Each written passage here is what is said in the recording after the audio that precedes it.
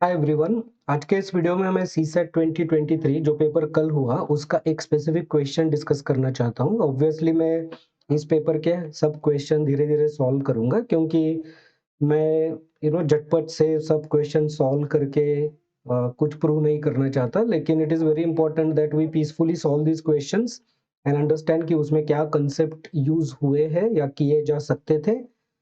तो देखो, ये क्वेश्चन जो स्पेसिफिक था उसका आंसर मैंने जितने भी स्टूडेंट से पूछा, मैक्सिमम लोगों ने 36 लिखा है उसका आंसर, और उनको लगता है कि वो सही है। कई लोगों ने जो सॉल्व करना चालू कर दिया यूट्यूब पे वगैरह, मैक्सिमम लोगों ने उनमें से भी 36 आंसर ही निकल के आ रहा है, लेकिन मुझे लगता है कि वो आंसर गलत है और वो आंसर कुछ और होना चाहिए। वो क्या होना चाहिए और क्यों होना चाहिए वो मैं इस वीडियो में डिस्कस करना चाहता हूँ। मैं इस पेपर के पूरे सॉल्यूशंस धीरे-धीरे 4-5 प्रॉब्लम लेके आपके सामने आता रहूँगा। So subscribe to my channel so that you get those videos. तो चलो क्वेश्चन देखते हैं। Raj has 10 pairs of red, 9 pairs of white and 8 pairs of black shoes in a box. If he randomly picks shoes one by one without replacement from the box to get a red pair of shoes to wear, what is the maximum number of attempts he has to make? Okay. तो एक जो बक्सा है उसमें ये सारे shoes रखे हुए हैं और ये पूछा है कि राज को कितने मैक्सिमम अटेम्प्ट करने पड़ेंगे जिससे ये इंश्योर हो सके कि उसकी उसे रेड शूज का एक पेयर मिल जाए पहनने के लिए। ओके। और मैं इस वर्ड को अंडरलाइन करना चाहता हूँ क्योंकि यही जो पार्ट है वो लोगों ने मिस किया है। तो देखो, राज के पास कितने हैं रेड शूज है, 10 पेयर्स। एक पेयर में 2 शूज होते हैं तो रेड शूज कितने हुए 20। फिर व्हाइट शूज कितने हैं? व्हाइट शूज है 9 पेयर्स, सो 9 इंटू 2 18 शूज है व्हाइट कलर के। और ब्लैक कितने हैं? ब्लैक है 8 पेयर्स, राइट। सो 8 इंटू 2 16। अब देखो, इसमें जितने भी सारे शूज है उसमें से हमको पूछा है कि मैक्सिमम उसको कितने अटेम्प्ट करने पड़ेंगे कि उसको रेड शूज का एक पेयर मिल ही जाए। क्योंकि हमको मैक्सिमम अटेम्प्ट निकालना है, हम ये सोच के चलते हैं कि उसकी किस्मत बहुत ही खराब है आज के उस दिन के लिए, और वो जब रैंडमली निकाल रहा है तो उसको जो चाहिए वो नहीं आ रहा है। तो अगर वो पहले 18 अटेम्प्ट करता है तो ये मान लो कि आप 18 के 18 व्हाइट शूज आ गए। क्योंकि हम लोग ज़्यादा से ज़्यादा अटेम्प्ट करना चाहते हैं, हम पहले वर्स्ट के सिनेरियो लेंगे, जितना भी वर्स्ट पॉसिबल हो वो सिनेरियो ले लेंगे। फिर उसने ब्लैक शूज़ निकालना चालू किया, राइट? जैसे ही वो हाथ डालेगा ब्लैक शूज़ आने चालू हो गए। ये उल्टा भी हो सकता है, पहले ब्लैक और फिर व्हाइट। बिकॉज़ हमको रेड शूज़ लास्ट में रखना है, हम पहले सोच लेंगे कि उसको हाथ में पूरे व्हाइट ही आ रहे हैं या ब्लैक आ रहे हैं, दोनों का कॉम्बिनेशन आ रहा है। लेकिन ऐसा एक भी उसको रेड शूज़ नहीं मिल रहा है, हमेशा व्हाइट और ब्लैक ही आ रहा है। तो ऐसा कितने अटेम्प्ट तक चलेगा? ऐसा चलेगा 34 अटेम्प्ट तक। जब उसके 34 अटेम्प्ट्स हो जाएँगे तब तो कोई चारा नहीं है कि उसको रेड शूज़ ही मिल जाए, क्योंकि अभी बॉक्स में बचे हैं सिर्फ 20 रेड शूज़। कई लोगों ने यह सोचा कि आगे वाले जो 2 शूज़ है वो उसका पेयर होगा। आगे वाले जो 2 शूज़ है वो उसका पेयर होगा और उसको 36 अटेम्प्ट में एक पेयर मिल जाएगा। लेकिन ये गलत है। ये क्यों गलत है? क्योंकि देखो, शूज़ का जो पेयर है उसमें, अभी मेरा का डायग्राम मुझे पता नहीं लेकिन मैं ट्राई करता हूँ। ये राइट का शूज़ है और ये लेफ्ट का शूज़ है। तो ये जो 20 शूज़ है उसमें 10 लेफ्ट के हैं और 10 राइट के हैं। और अगर उसकी किस्मत बहुत ज़्यादा खराब है बेचारे राज की, तो क्या होगा? उसको पेयर नहीं मिलेगा। उसको ये 34 शूज़ निकालने के बाद 10 एक ही पैर के शूज़ आएँगे। अगर उसकी किस्मत बहुत ही ज़्यादा खराब है तो 10 एक ही पैर के शूज़ आएँगे, आइदर लेफ्ट के आएँगे, राइट के आएँगे। तो उसको 44 अटेम्प्ट तक ये पॉसिबिलिटी है कि उसको पेयर ना मिले। देखो यहाँ पे इसलिए ये 2 ईयर का इम्पोर्टेंस है। उन्होंने ये नहीं पूछा कि उसको 2 शूज़ कब मिलेंगे रेड कलर के। उन्होंने पूछा है कि 2 शूज़ उसको मिलने चाहिए जो वो पहन सके, और राइट या लेफ्ट उसको तब मिलेगा जब वो 45th अटेम्प्ट करे। ताकि ये पहले 34 हो गए व्हाइट और ब्लैक, फिर ये 10 जो रेड तो है मगर एक ही लेग के है, सिंगल फीट। 44 अटेम्प्ट तक ये पॉसिबल हो सकता है, that is a worst case scenario, क्योंकि हमको मैक्सिमम पूछा है। कि उसको एक भी शू ऐसा ना मिले, एक भी पेयर ऐसी ना मिले जो वो पहन सके। अब क्या होगा 44 के बाद कंपल्सरीली उसको दूसरे पैर का रेड शूज मिल जाएगा, and that will be the time when he can ensure that he can wear those shoes. तो इसका आंसर D45 है, B46 नहीं है। ओके, तो अगर किसी ने इस तरह से सोचा है तो बहुत अच्छी बात है, but I am pretty confident that कि दिस क्वेश्चन का answer is D45 and it is not B36 as majority of the world is believing. So this is what I wanted to discuss in this video.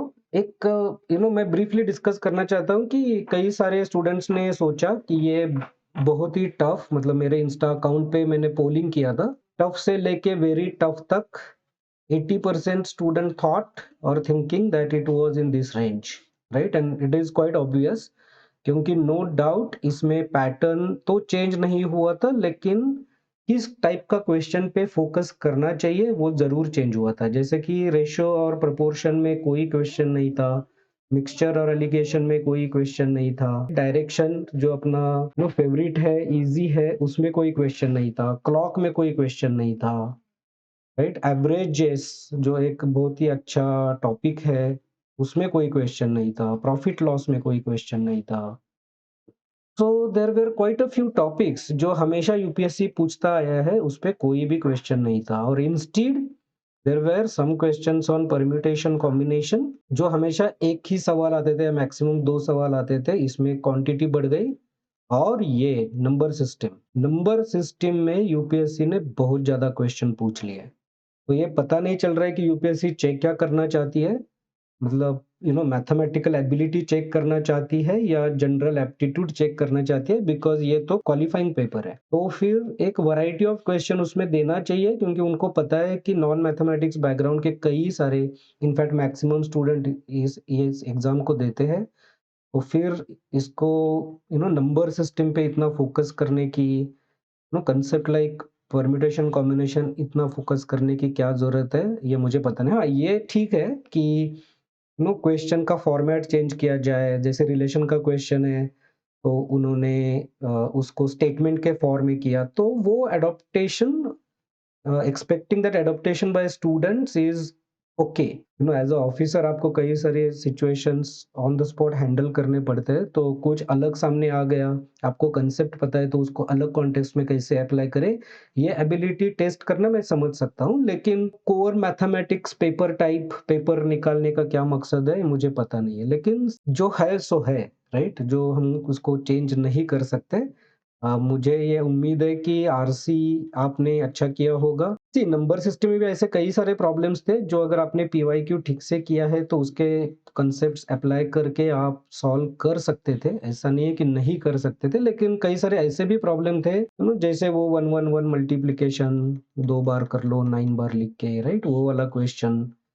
तो ऐसे कई पहले नहीं पूछा था वो लोगों ने, तो रिमाइंडर वगैरह के पूछे थे, लेकिन जैसे कुछ नए टाइप के क्वेश्चन आ गए, पता नहीं है क्या करना चाहती है। So I am hoping that all of you have done reasonably well. I am not sure if you were able to do quite well, but इतने मार्क लाने के हिसाब से जितना जरूरी है उतना आपने किया होगा, यही मैं उम्मीद करता हूँ।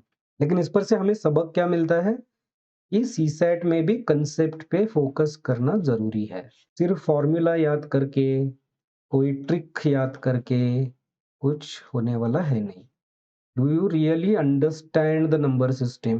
Do you really understand the concept of permutation combination? Do you really understand the concept of probability? वो आपको अभी फोकस करना पड़ेगा नेक्स्ट ईयर के लिए। That is exactly my objective is, क्योंकि मैं, अगर आप मेरे वीडियो देख रहे हैं तो मैं हमेशा कंसेप्ट पे फोकस कर रहा हूँ। ये इतना अनप्रेडिक्टेबल एग्जाम है कि कुछ भी नया आ सकता है, राइट, सिलेबस तो चेंज नहीं होगा, लेकिन the way the questions are presented, the way things have been asked, the way options have been given, कुछ भी चेंज हो सकता है। जैसे जीएस 1 में तो पूरा धमाल मच गया, तो you have to be prepared for that, और आपका कोई कंट्रोल है नहीं इस पर। कई सारे लोग बोल रहे हैं कि मैं इस पर प्रोटेस्ट चालू करूंगा या फिर ट्विटर ट्रेंड चालू करूंगा, लेकिन ठीक है, मतलब आपको आपको हक है कि आप अपनी नाराज़ी दिखाओ, लेकिन उससे क्या फ़र्क पड़ेगा, नहीं पड़ेगा ये मुझे नहीं पता।